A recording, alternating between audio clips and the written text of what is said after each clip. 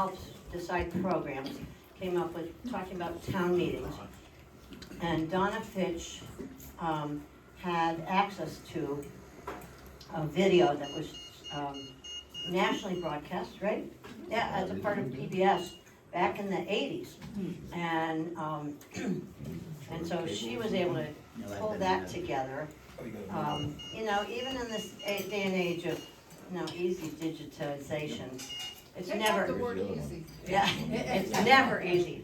But we also had an offer from Andy Christensen, who's sitting there with his tape recorder going or whatever, his phone's going.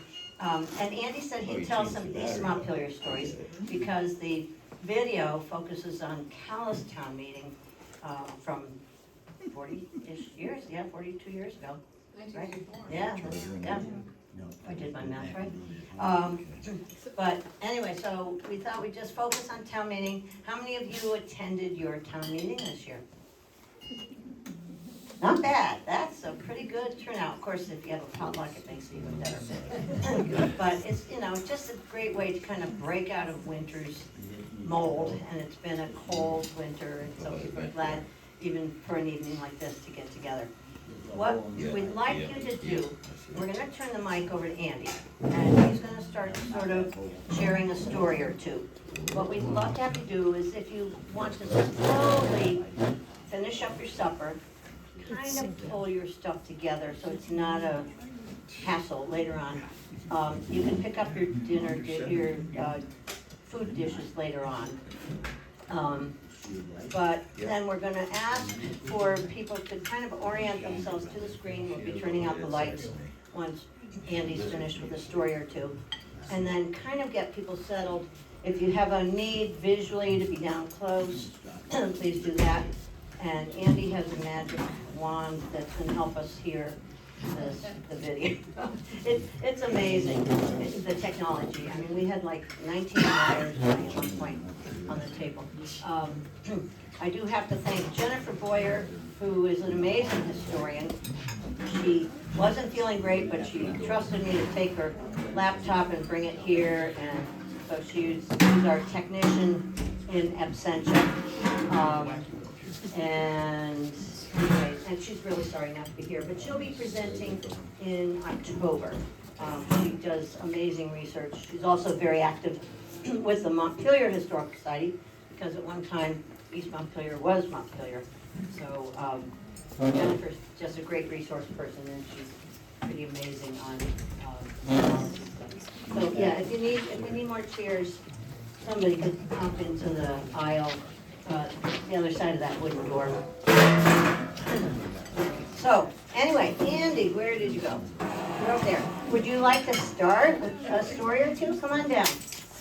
And feel free, folks, to just kind of quietly orient yourself. Those are good. Orient yourself to however you can best see things. Don't leave the tables up, because it would be a lot of work to get the tables down. But just try to angle around and wiggle yourself into a good seat. And it'll be easier to see things once the lights go out. All right, I'm turning this over to Andy Christensen, who has stories from last century. Thank you. So I'm going to improvise here, but I'm going to turn it up just a little bit. okay. All right, Elliot, tell me how this, go ahead, Andy, talk. Does How's that that? work? That's okay. What'd you say?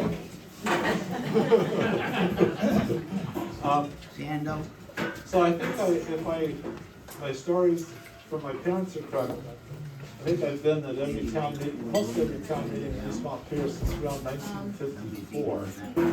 Now, I have to tell you, I'd like to tell you all about the 1954 town meeting, my first one. But for some reason, I can't remember it very well. So I remember I used to go to the town, we used to have the town meeting down in the old town hall down here. Now, back in the 50s, we didn't have as much entertainment back then. There was one movie theater in Montpelier and one in Barrie. There was PDA meetings, there was church, and there was, I think that's about it.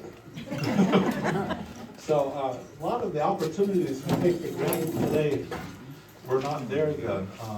We didn't have cell phones, computers, and so when town meeting day came around in the spring, this is a great event. This is like your big entertainment as well as the democracy. And so we used to gather down at the old town meeting hall down near the cemetery in the village, and to be the first signs of spring.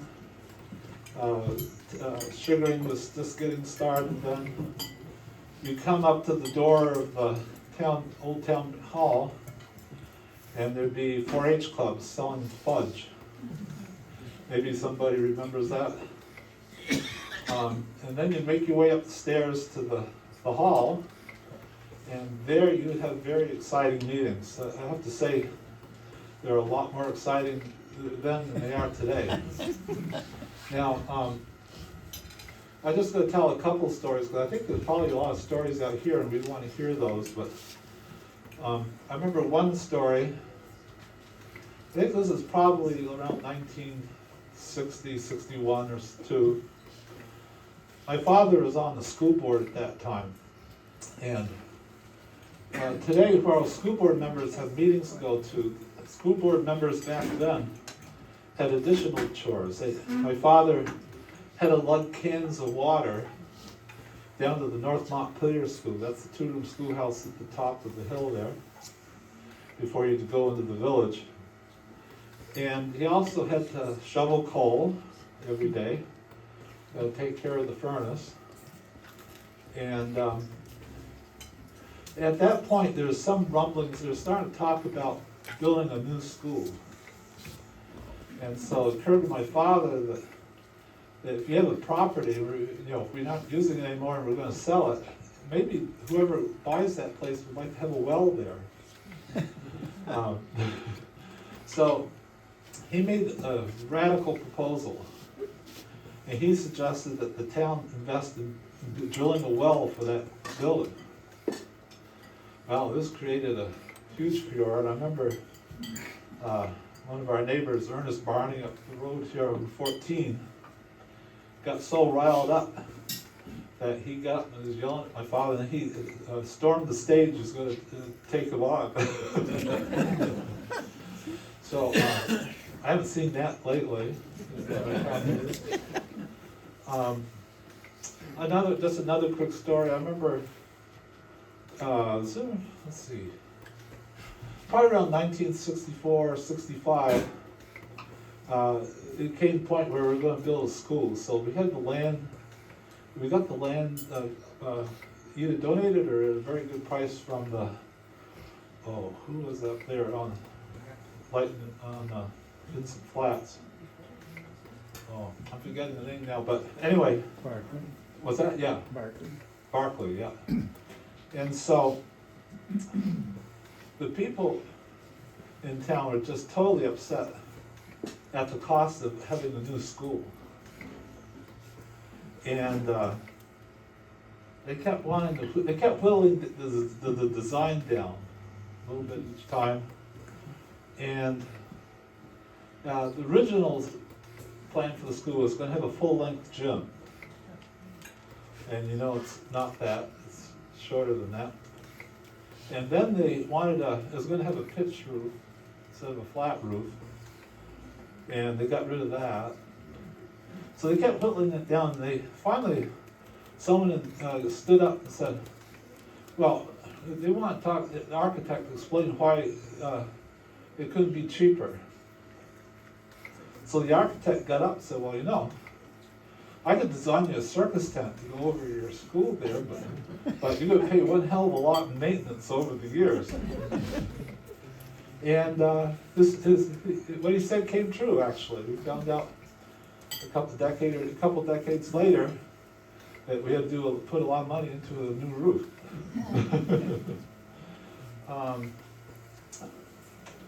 I remember there was an old couple. One of them was the postmaster of the in East Montpelier, and then, at that time, the post office was in Dudley's store. You would go in the store and it was on to the left. And he and his wife, well, that was Wayland and Page, Susan Page, and each year they would try to attack that school budget. And they said, well, they couldn't see any reason why anyone who was old should have to pay for school, because their kids had left the town and all that. And I don't know if it was my father or somebody else stood up and said, well, have you ever flown in an airplane? Have you ever gone to a doctor? Have you ever, I got to mention a couple of things, and they agreed that they had done that.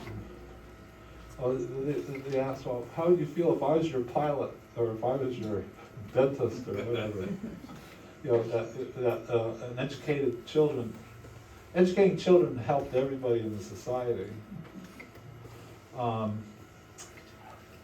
Later on, I'd had a lot of other experiences at town meeting. I'd come every year when I was in the legislature and give a report. One of the hard things about that is the district was 5 towns.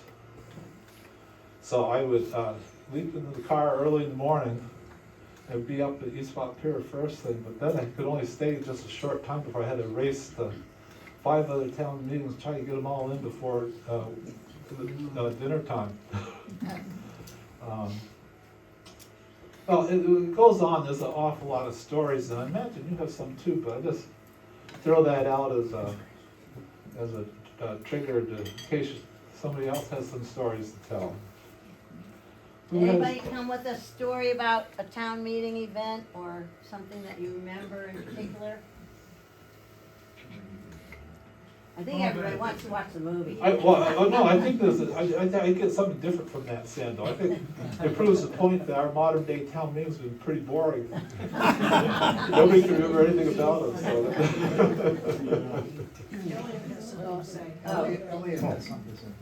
Back then, the road commissioner was elected at town meeting. And it's not the same way now, he's appointed. But the road commissioner had a lot to worry about. He hoped there wouldn't be a big storm. And if the roads were all a mess, well, maybe he wasn't still gonna be the road commissioner. That was a big thing. And that ended about the time that the town meeting location changed from down in the village. So, do you remember when that was, Elliot? Wow. I mean, did the town hall come down about the time the school went up, or? It was about the time we formed the fire department, which was 61 years ago. And Florence and I have been in it ever since. But I think it was about that time that they tore down the town hall, which was a big, big building. And it sat right up against Route 2. There was really nowhere to park. I don't know where they all parked. Elliot makes a good point, is that things changed quite a bit with Australian ballot. And I remember a fellow named Wes Cade. Do you know him too, Paul? I've heard of him. You've heard of him? Anyway, he used to call that drive-by voting instead of drive-by shooting. Rick, did you have something you'd like to share? Oh, I was Here, gonna let's pass say, him the mic. I was just gonna say that you helped make our meeting this year pretty interesting with that resolution you brought up. That got fairly interesting. But it turned out unanimous. Unfortunately, the only excitement could come only on the new business. But actually, I had that resolution because Paul Kate was there. And I knew that he would be just devastated if we end up changing our traditions and having a town meeting brunch instead of a town meeting lunch.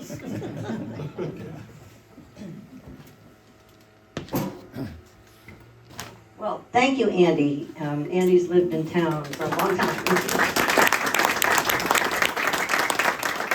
He's met a lot of people, and yeah, so we'll figure it out in just a second.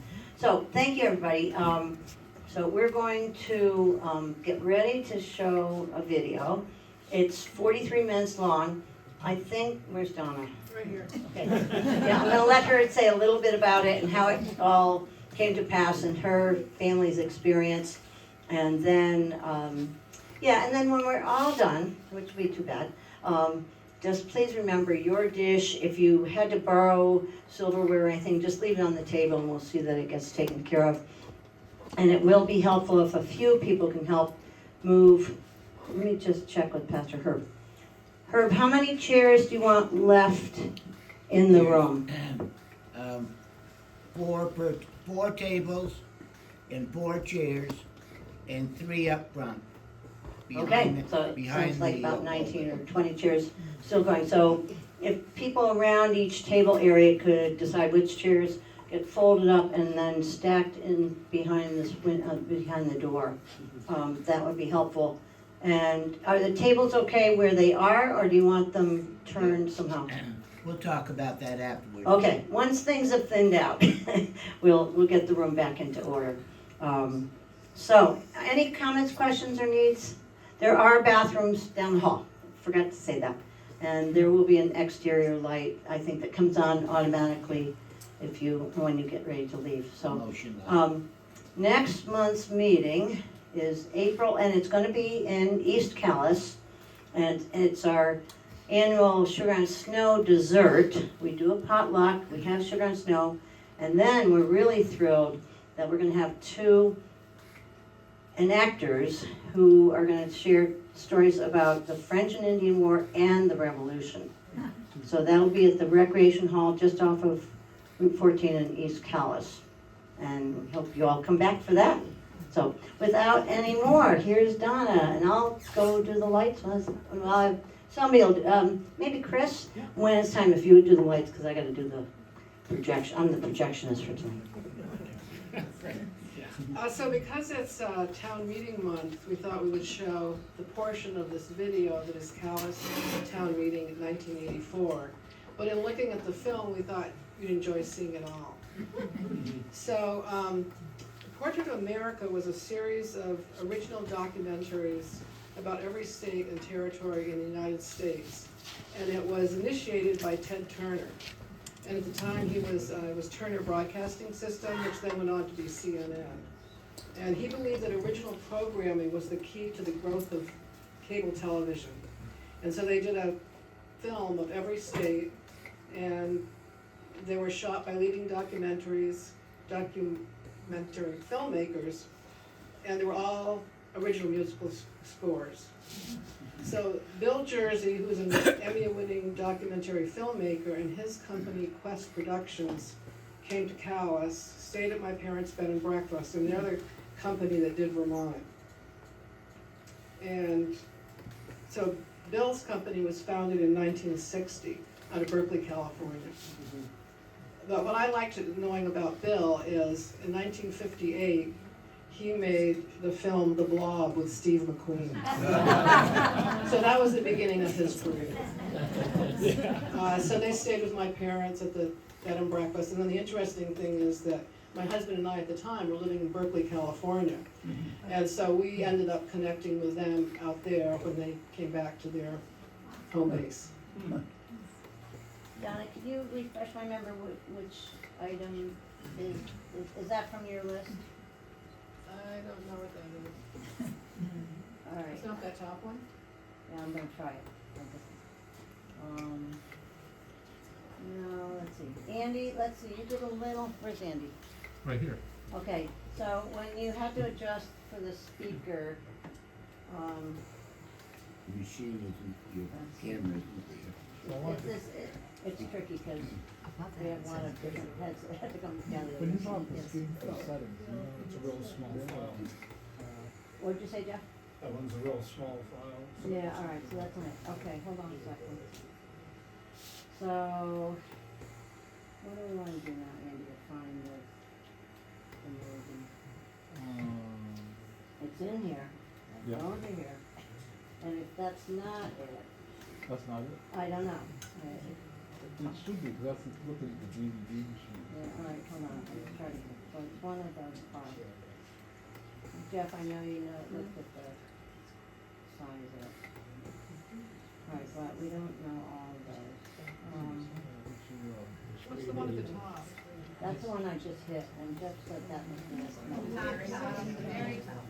How about Like this? Yeah. Well, that's the file, yeah. Yeah, and, but then he had to close it because his, how about the third one down? Probably a file hold file. on. That's not a very small. Hold on, sorry folks. When you get a lot of cooks in the, no, here we go. That's not what we want. A second. This one.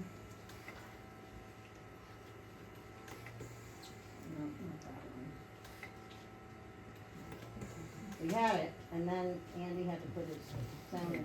What's it, a recent file? What's it, recent? Sorry, this one, Andy? No. The next one. Sorry, folks. There's a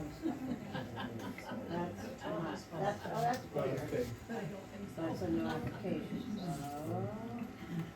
Huge application. alright, sorry. If it was open on here recently, you could go. Oh, go back to, File find, yeah, on thank you, top, yeah, recent. sorry. It's always hard when it's not your Yeah, machine. because it was up. Yeah, just that, hold on. Hands on the right. Alright, now, I'm gonna go to, where am I going to? I wanna get back to it. Sorry, we had it ready to go, and then I got this.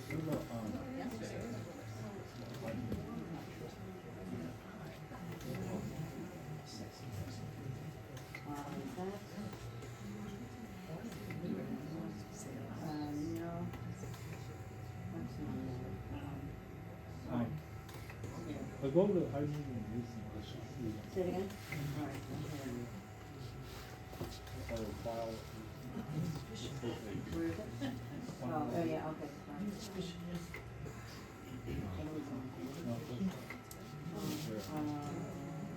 Sorry, I'm really embarrassed, but we have this all figured out. Alright, let's go back to. How many people here ever went to town meetings when they were kids? Haven't? We got extra credit because we went. Did you? Yeah, Mrs. Bullock gave us the day off. We had to say we went. Huh. Do you remember what you thought about the town meeting? I thought it was boring. You thought it was boring, yeah? No, I didn't ever, we didn't have microphones, no. No, we play. Well, you talk about thinking it was boring. You have a neighbor, or had a neighbor, by the name of Stanley Morse. Uh-huh. And I remember him telling me about when he was a kid, he apparently went to the meeting. I don't know if all of his siblings did or not, but he said the thing he remembered most about that town meeting was that you'd be in the meeting and people would take turns getting up and they were, going after each other. and as a kid, he thought they were, going to hurt each other. And they were going to get into a fist fight and everything because they were hollering at each other so much. Well, come lunchtime, a nice day in the spring, and you knew the sap was running. It was one of those days, and he said, we walked out, we were standing outside the town hall, and he says, I saw these guys laughing and joshing and everything. These were the same people who were right after each other in a town meeting. And he remembered that as learning that it isn't, you can have a good opinion or not, but just the same, you had to live with each other up and down the road all the other days of the year. And I think we need some of that today. Yes, sir. Remember the Carver boys? Oh, sure. Yeah. They always liven things up a little bit. Oh, yeah. Yeah. I guess. Every once in a while they had to be put in their place. Yes, they did. Yeah, and his brother.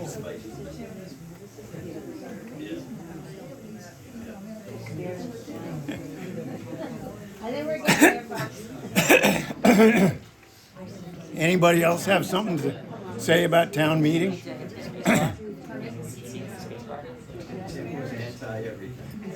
Back in the early 90s, there was a whole spate of Lights. starting. Oh, okay. Next time. Okay. There'll be another one.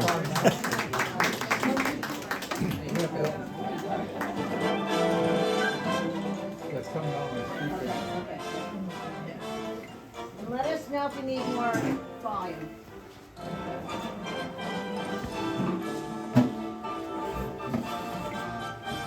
Thank you.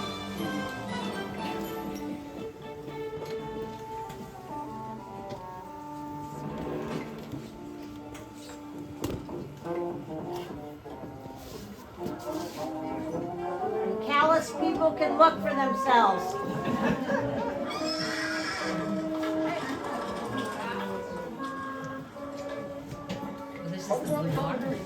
If you don't give a hunch all day, yeah, give a little, you can stay all day.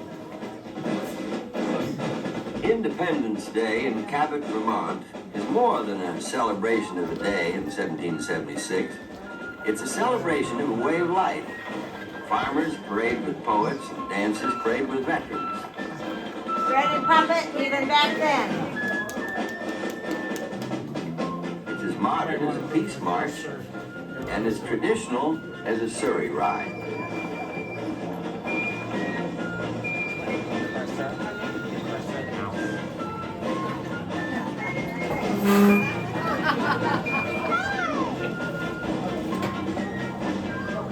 Its independence expressed in community, a complex quilt of lives sewn together by the simple faith in one another in Vermont, a place they call home. Some people say Vermont is America like it's supposed to be. Others say the independent, resourceful, hard-working Vermonter is mostly a memory from the past. But the lives of Vermonters tell the real story, as you'll see now on Portrait of America.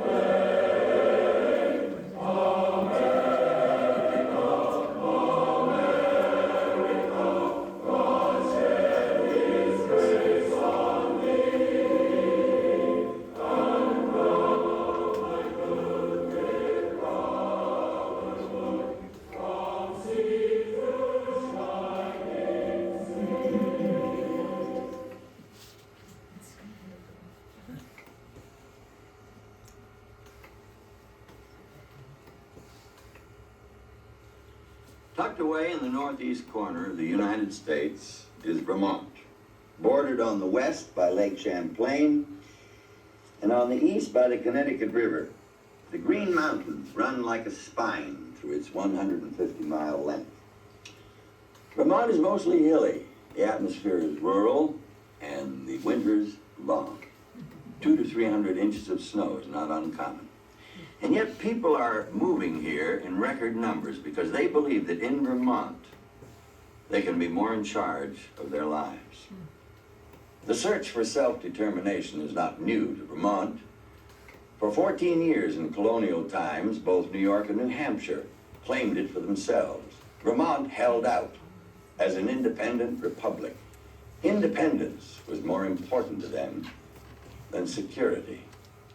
For most Vermonters, it still is.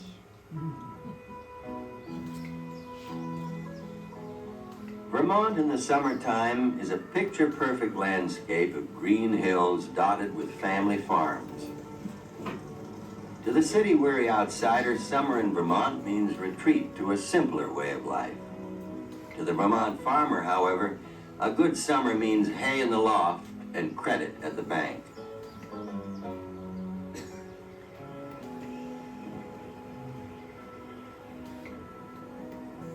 To be a farmer in this beckoning land is to engage in a lover's quarrel with Mother Nature.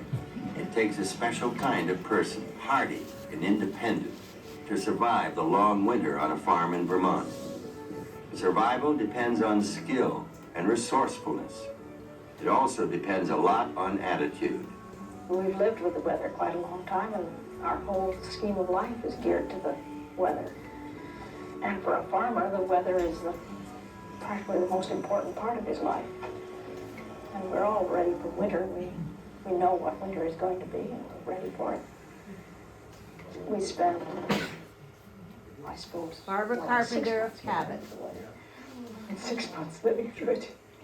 No, everything we do on the farm is to get through the winter. I can't imagine what life would be like if you didn't have to get through the winter. The Carpenter farm sits on top of a hill in the northeast kingdom of Vermont. Barbara bought this farm 38 years ago for $100. She married Charlie Carpenter, the neighbor's son, and together they farmed this place until Charlie's death a few years ago. Their daughter Susan came home from the university to help Barbara keep the farm going. No, not there either. Come on, eat it. She's an exceptional young cow. The Carpenter family farm has survived while many others have been forced to sell out. In 1945, Vermont had 26,000 active family farms. Today, there are only 6,000. Resourceful and determined to survive, the Carpenters supplement their year-round dairy income by making baskets in the winter and maple syrup in the spring, and selling nursery stock in the summer and firewood in the fall. Vermonters seem to believe that when the work is done, it's time to find some more. There's a lot of hard work. Haying is hard, sugaring is hard, gardening is hard. We take the milk every day, and we see people in Cabot, but we don't have a real big fancy social life. We don't go out for dinner but about once every 2 years.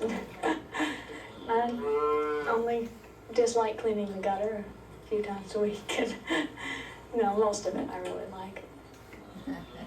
I can't really think of anything else I'd want to do. I couldn't stand to work for anybody else. It's nice to be independent. You're independent of other people, but you're pretty not independent from animals. But nobody tells you what to do, and that's nice. This spring, Barbara decided to hire a hand, hoping she could afford it. Randy liked the idea, but questions whether he can afford it. I'm going broke just about working here, but it's what I really like to do. And I guess the horses were the big attraction. If they didn't have horses, I wouldn't want to be up here. Grew up with horses down south, Pennsylvania, and came up here because I had some draft horses that I wanted to use, and I wanted to be a logger. And got into that business for half a year, and just about went broke.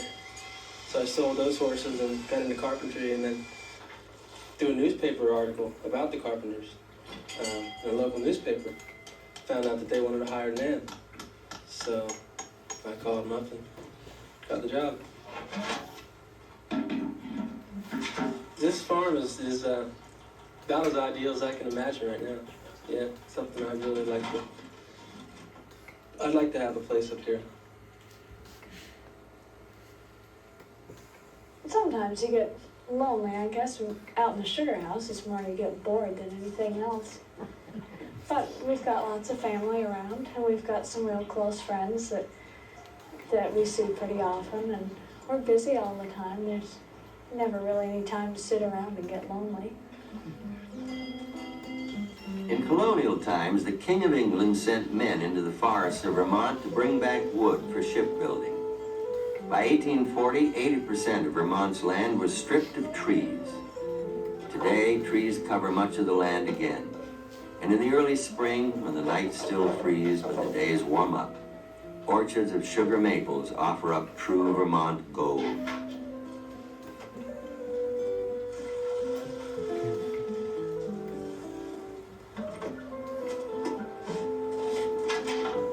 Get up, boy. Pete, get up.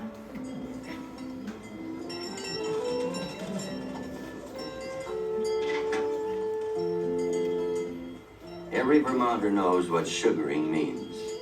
On the Carpenter farm, it means drilling and tapping over 1,000 trees. It means gathering over 12,000 gallons of clear sap. It means keeping the fire going under the evaporator, often through the night. All this to make 300 gallons of maple syrup. Look, we're on the quartz if you want, you can fill the quartz. Well, we haven't quite a lot of fire yet. It's not the lazy man's road to riches. Maybe that's why no other state produces more maple syrup than Vermont. I don't know anything else. I wouldn't know what to do if I didn't farm. And I've been farming quite a long time. I always wanted to farm when I was a kid. Well, I think I'm very fortunate. Well, I could have my husband back again. I'd like that. Otherwise, I'm very well satisfied. I'm very lucky. I've had a good life. So I should complain. Every morning, without exception, Barbara and Susan take the milk to the Cabot Creamery.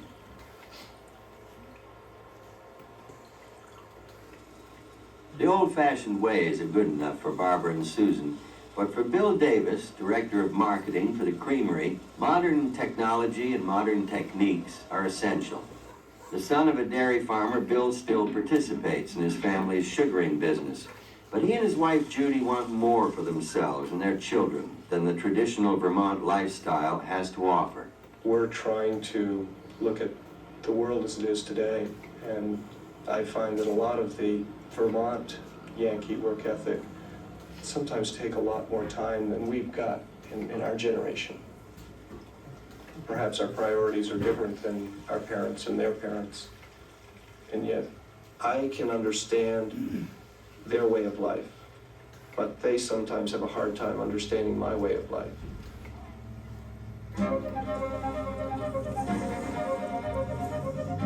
Wanting something more used to take most Vermonters off the farm and out of the state. The ski business brought money and jobs back to Vermont, and every year it brings in 1 million people. That means in ski season, the foreigners outnumber the natives 2 to 1. You down for Daddy? We don't want to give up the love and the tradition of the family environment. Sometimes you have to step back and see what makes sense for yourself and your own family. Like the first step. Right. Yeah, she's pretty happy about it. I enjoy the fast pace. I really do. Judy, my wife, she's the same way. I mean, we both realize that our roots are in Vermont. We love Vermont. The air is pure. The mountains are beautiful. The grass is green. But there's still something missing for us both. And we still both are chasing after that. Life moves slowly here. However, I get a chance to get out of Vermont enough. And I've traveled to Europe, and I've traveled to Northern Africa, all over the world. And there's something real about Vermont that keeps me coming back. There is some thread that holds me here. How do I feel about it? Well, it means everything to me, I guess. I've lived here 30 years, built it up from just a bunch of weeds, brush. So it's in my blood.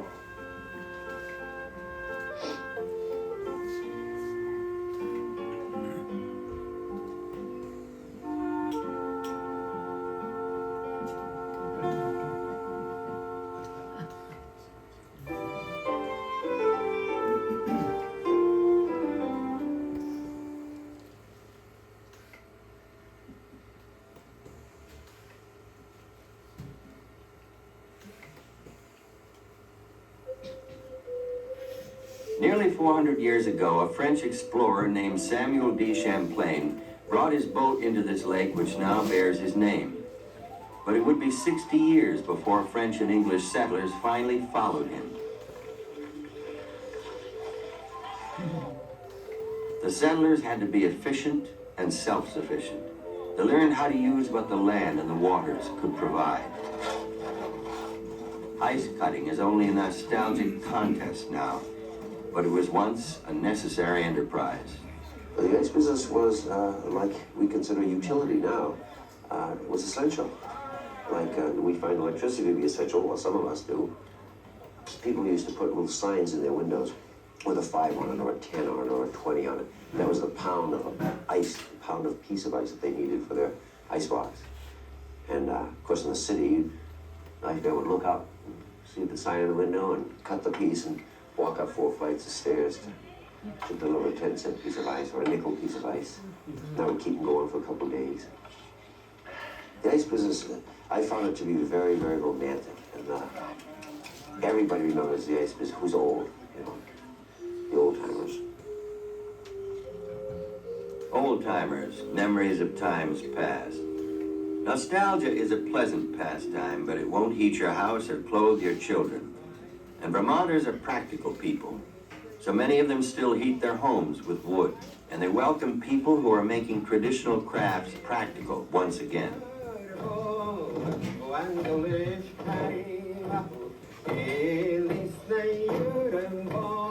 Here only 7 years, Norman Kennedy, a Scotsman and weaver, is bringing back the craft of his Scottish forebears.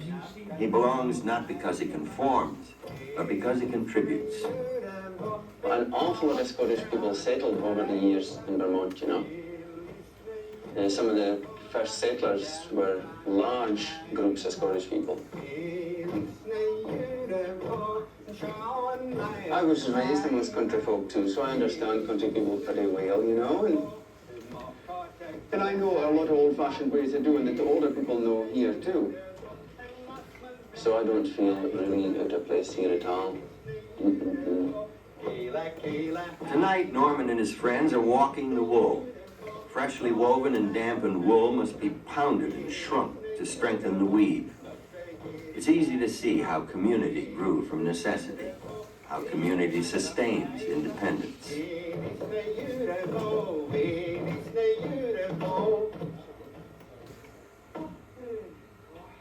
This house here, when it was first put up, the woman who came here as a bride, her ancestors, I think they're in Ohio, they've still got the linen that she raised here. Bulletproof. Black light went right through this lot, I'll tell you. And I mean, that wasn't Darcy Crabtree. She couldn't go to a shop and buy it. She just had to make it. When folk were living here in large numbers, they were a lot more self-sufficient and self-sustaining. Knowledge was geared to living on the land and living in the country. Now the kids are taught how to live in towns. So they aren't given any great roots or depth and knowledge to be able to exist in a country like the old-timers did. They need to be amused now. The old-timers could amuse themselves. They need to be fed now. The old-timers could feed themselves, clothe themselves a lot, you see. So they're not as independent or raised as independent as the old-time people were. And maybe that's just the way of things, you know. But it means people are more and more dependent on other folk to take care of them. And I don't think that's too good. No.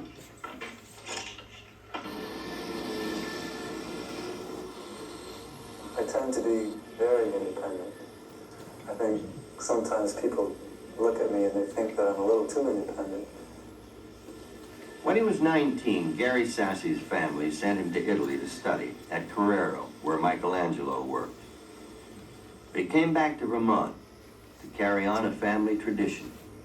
I've had many offers all over the United States to work for people, but I've always really loved Vermont because of the country. You know, I've always fit in well here. I'm not a person who fits well into a city life. Fitting in, belonging, are terms you hear a lot in Vermont. There's a sense of permanence about life here. Life, like the granite tombstone that remembers it, requires patience and rewards determination. When Gino Sassi was only 10 years old, he had to help support his Italian immigrant family. He went to work in the quarries. Gino's life, like that of so many other Vermonters, is a natural consequence of natural conditions. Historian Edward Rockwood in 1928 said of the people of Vermont, "Our manners and deportment partake of the austere mountains.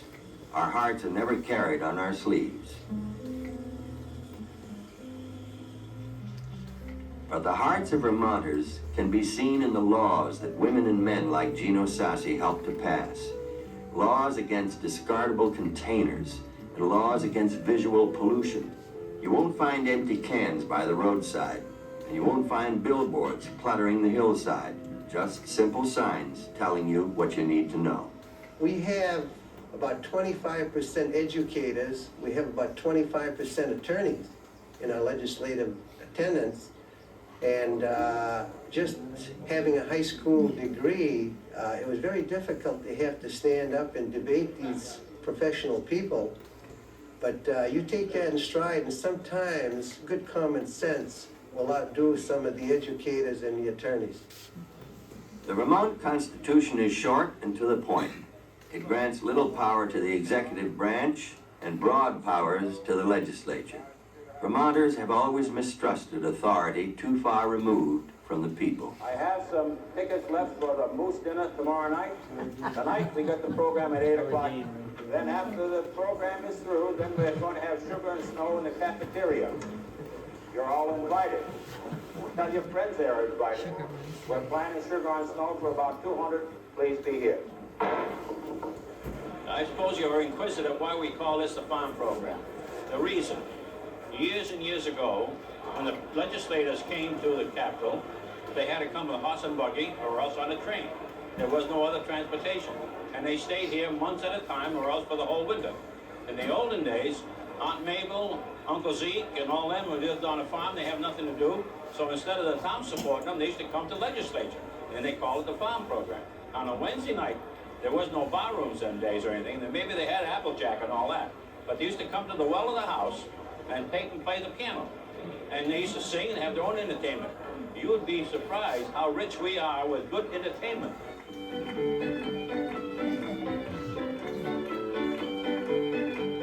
The good entertainment tonight comes from the northernmost part of the state.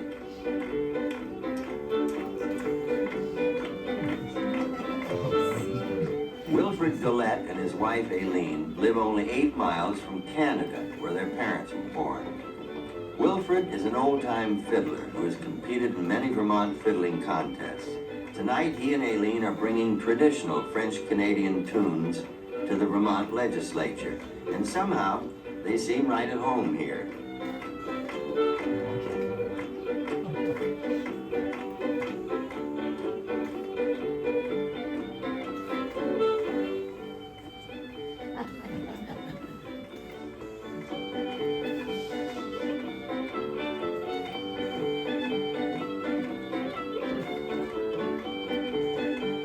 Dancing on the floor of the House of Representatives may seem unusual, but then there's a lot about Vermont legislature that's different. The openness of the Vermont political process guarantees a high turnover of legislators. A Republican or a Democrat in Vermont is as likely to vote independent as Republican or Democrat. Vermonters pride themselves on making independent choices.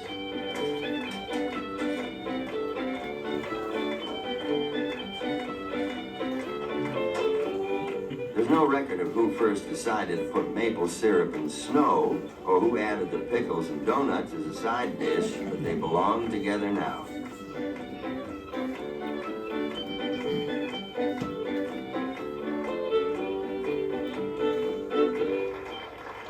The feeling of belonging is one of the rewards of living in a place where nothing seems more important than community.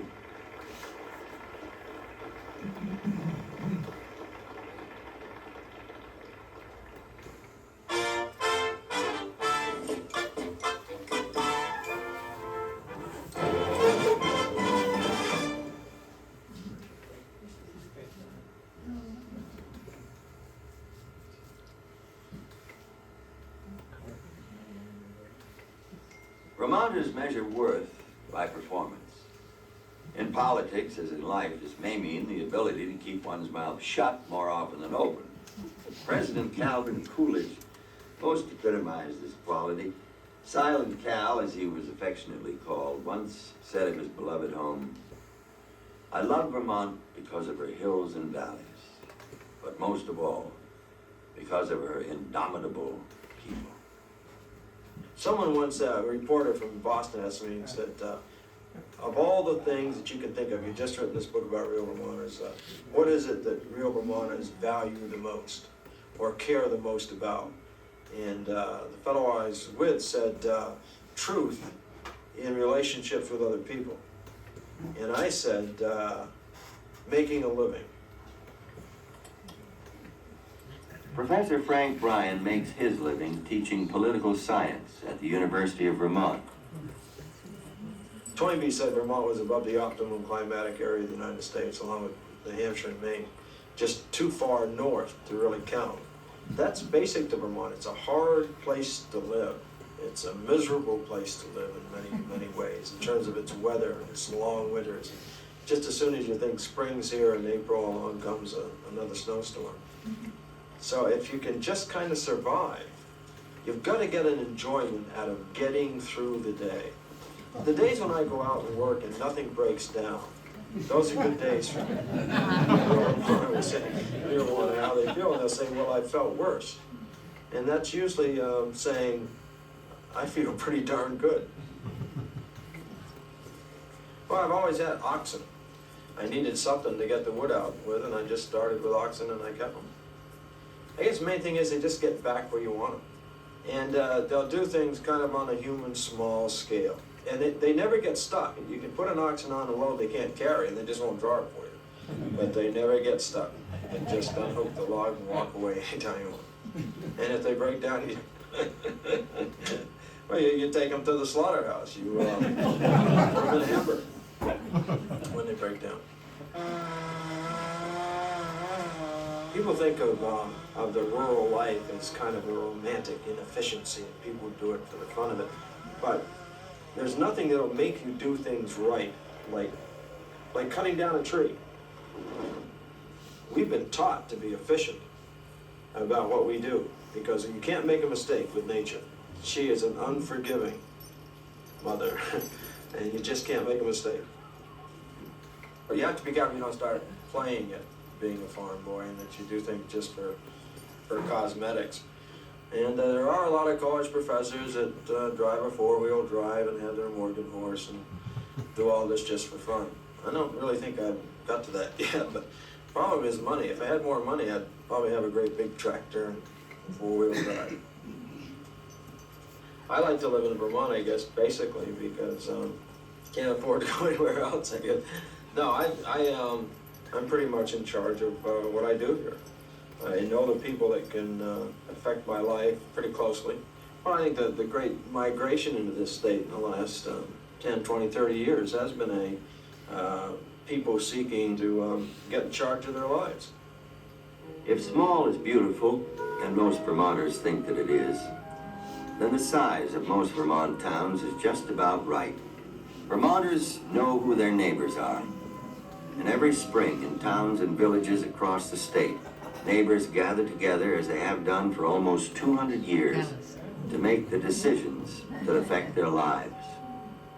All those in favor of Horace Duke as first constable and tax collector for 1 year, indicate by saying aye. People ask me as a political scientist, why is it that people don't vote as much as they used to?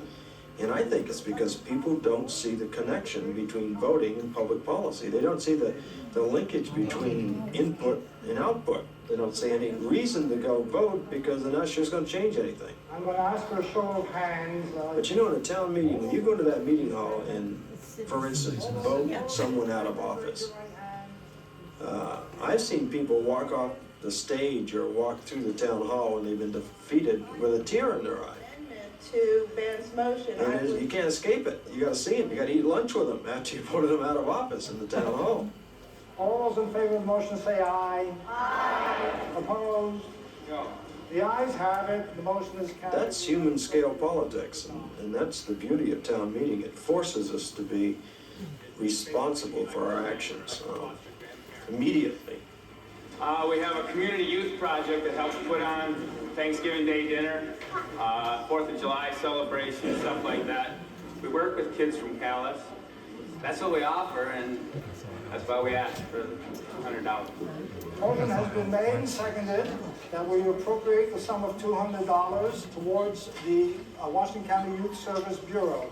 Any further discussion on this?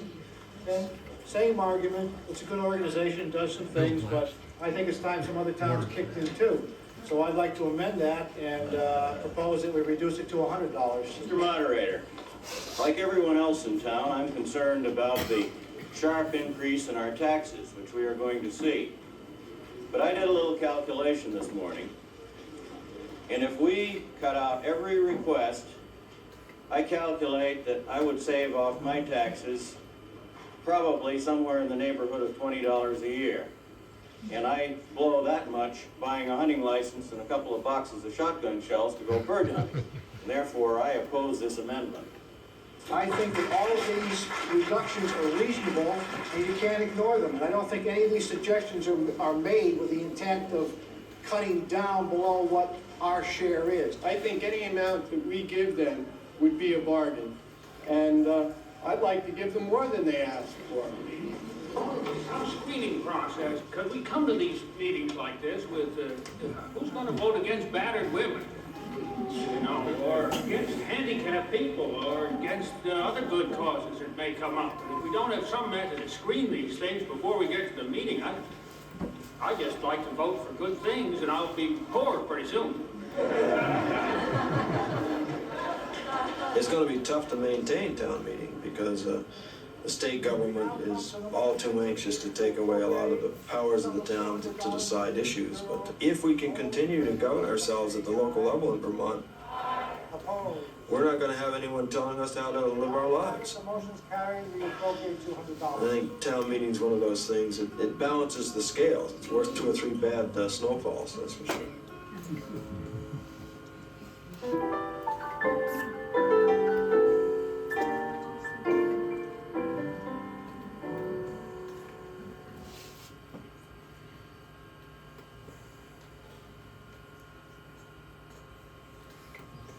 Years ago, things were really tough, and the old people were in the way in the winter, but in the summertime they were active and could be used gardening and helping with the haying and canning preserves and so forth. So in the fall, just before the winter snows came, they would sedate the old people with some kind of a sedative, wrap them in a box, and put hay all around them, and they'd cart them up to Eagle Ledge.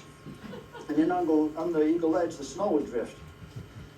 And they'd pack them all up in there, cover the boxes up with hay before the first snowstorm, and they would sleep through the winter as the snow drifted over them. And when spring came and they got sugaring done and the cold weather was out of the way, they'd go up and shovel the snow away and give them a hot bath and rub them up, bring them back to life, and they'd be able to go back and dig in the garden. That story is, a lot of people believe it.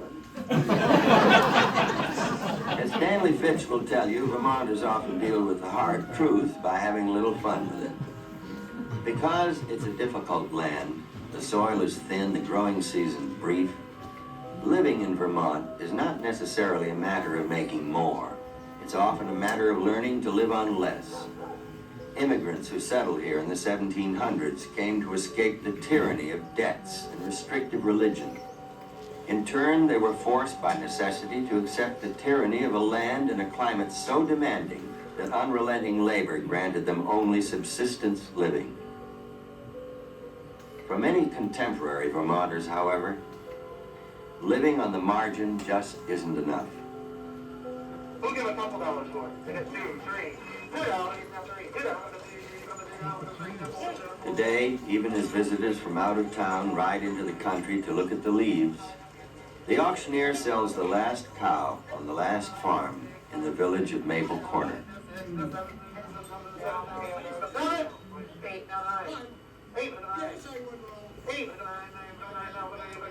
We just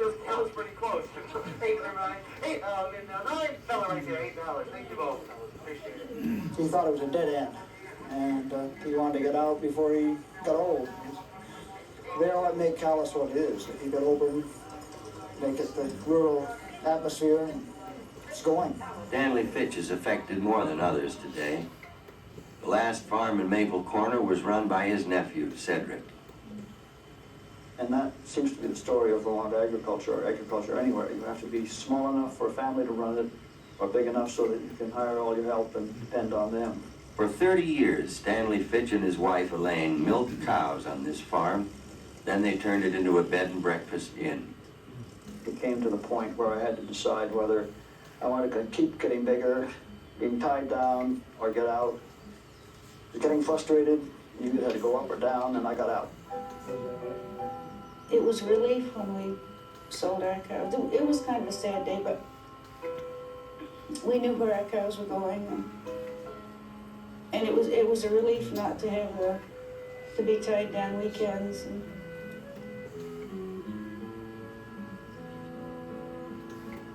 And we'd thought about it a long time, and we decided that the time was coming when we were going to have to do it. And I guess it's sadder now because it's the last farm in Maple Corner.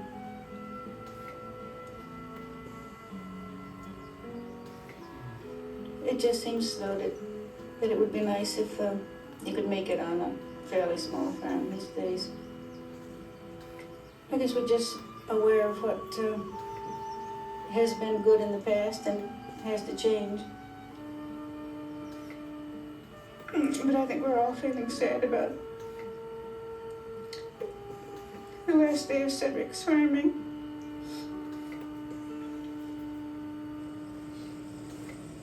Vermont is changing. Sometimes it seems that the small family farm is already a thing of the past. But in a lush green hollow down in Royalton, 4 generations of the Hull family still make a living from one family farm.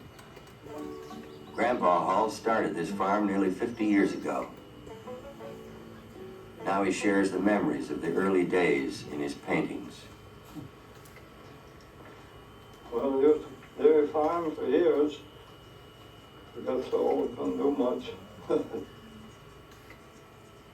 When his father could no longer farm, Raymond and his wife, Ida, took it over. I probably wouldn't have ever done anything else but hurt my back, and there was things I couldn't do on the farm at that time for a while. Sure, we brought up 5 children pretty well started before I hurt my back. We didn't always had enough to eat. We managed. Raymond and Ida's son, Bob, inherited his father's and grandfather's determination to do what others feel is impossible. I can do a lot of things so-so. I've always made my living off the place. I like my own time, so it might be hard for me to work with somebody else. I'll tell you, I don't come from here at all. I come from Fairfield County, Connecticut. And I've been up here 13 years, and I first met Bob when I rented his honey camp up in those hills there for $20 a month. That's how I first met him. And I'm back here on the farm, of all things. Going out with a farmer, getting married to him next summer.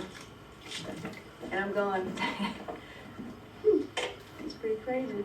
I'd like to just make about $1 million doing this. That's the only problem. You know, the upbringing is, and the money angles keep biting at my heels. Despite the demands of a changing economy, farms like the Hulls continue to survive as each generation embraces the Vermont traditions of independence and determination. Vermonters welcome a challenge. Now we're going to try something new. So we're going to have a problem, but that's what we like. Let's try. Let's try. Okay, good. Second, jet and balance. That's swing. Although he no longer farms, Raymond Hull, with the Larkin Dancers, is keeping another tradition alive, performing contra dances just as their ancestors did when they first came from England. It takes special people that like to do this type of thing. It's an art that would have been lost probably if we hadn't kept it going. Today we're going to be led on by Stella and Bill Waldo, right off Vermont. They've been with us the longest of any couple here. And they're still great dancers because they can't dance as long as they used to. In 1761, the King of England, George III, issued a royal decree that twice a year a fair should be held for the people in Vermont. They still hold that fair right here in Tunbridge. It used to be called the Drunkard's Reunion. Anyone sober past 3 in the afternoon was expelled. Sobriety at the World's Fair was considered a public nuisance.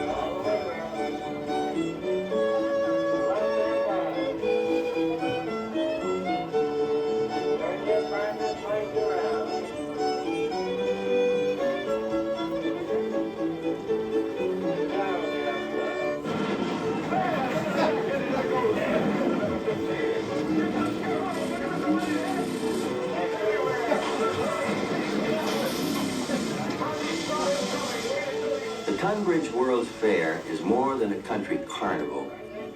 It's a reminder that even if all the cows in Vermont were sold and all the barns were empty, the love of liberty and the commitment to community would still remain.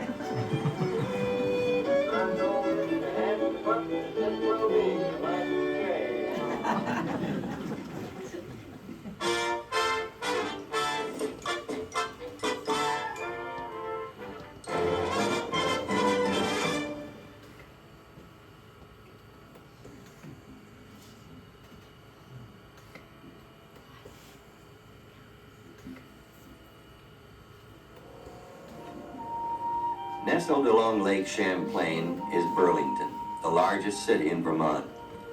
Land that for nearly 2 centuries was home to dairy farmers, now is home to IBM, General Electric, and Digital Electronics. Burlington has also become the gateway for thousands of visitors to the state. The bootleggers from Canada who once brought their whiskey to the shores of this lake would now find elegant sailboats and ferries unloading tourists onto their docks.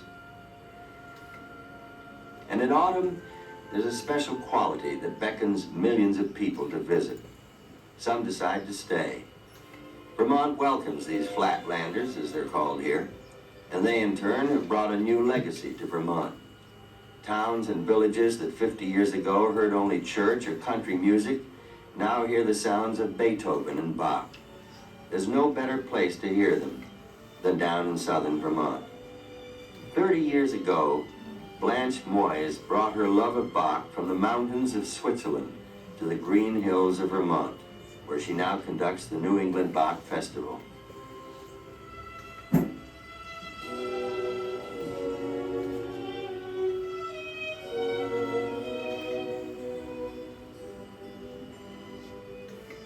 I hate to think I'm conducting. I'm not conducting. I'm making music with them. In fact, I'm very frustrated to have to move things that don't make any noise. My hands, you know, I wish I would be performing. So I really feel that I'm playing too.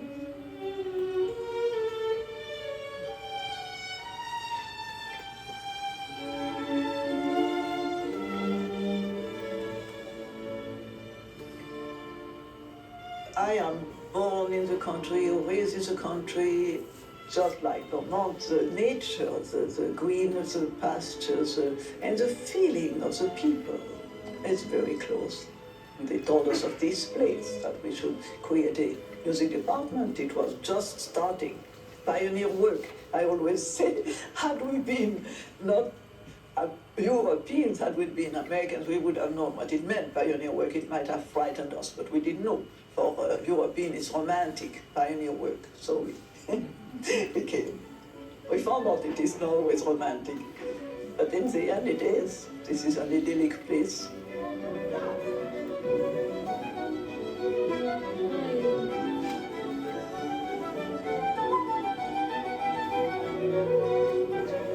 whole, it was a very rural community that had nothing to do with music. In fact, the head of the Chamber of Commerce was a dairyman, and when I told him we had some deficit, what could I do? We were bringing people in, developing the town. He said, well, you know, maybe you should give less concerts, it would cost less money. That's the temperament of mountain people. You have to gain their trust, but it's more difficult to gain the trust of a Swiss mountaineer than an American. That a Vermonter, for sure. I found Vermonter much easier to seduce.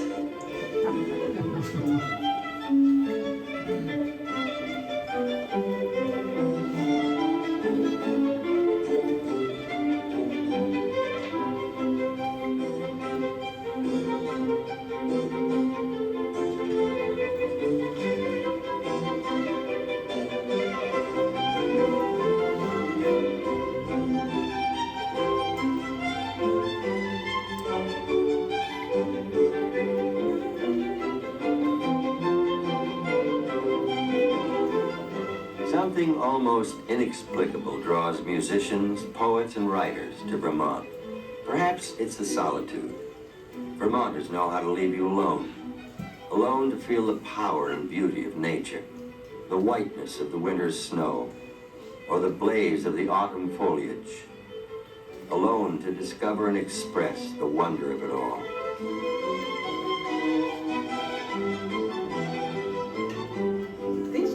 Goes to my heart.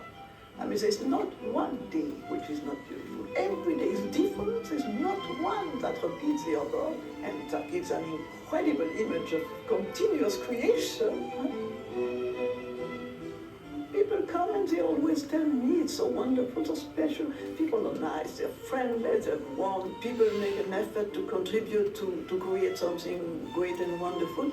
Such basic, simple things. Why does it sound so special?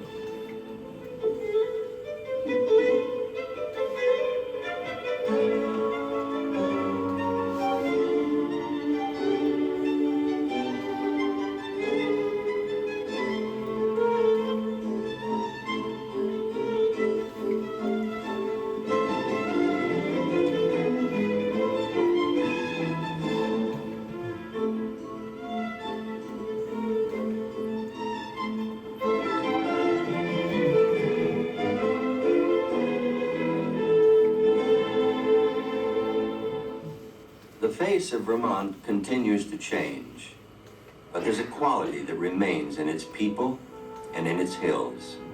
It's a quality that makes you want to come here, and once you come, makes you want to stay.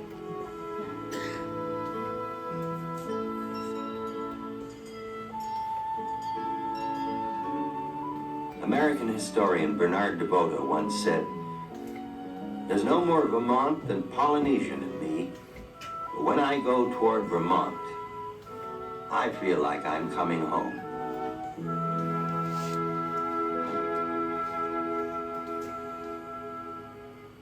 In this state, it's more than the comfort of coming home. It's coming to a place where what America was meant to be still thrives. I'm Hal Holbrook. I'll see you next time on Portrait of America.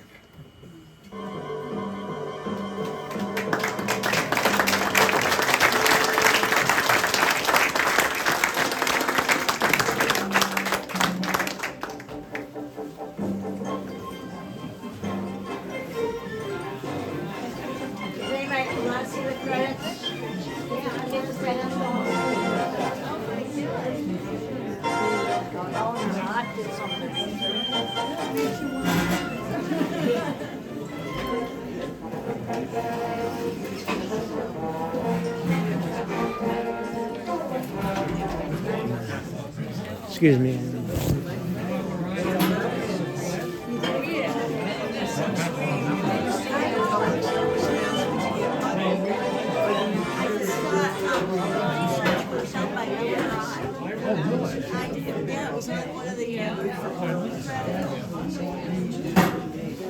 See a few neighbors. Well, yeah. They don't have some. Last time I saw you, you were buying a lathe. And it still sits right there.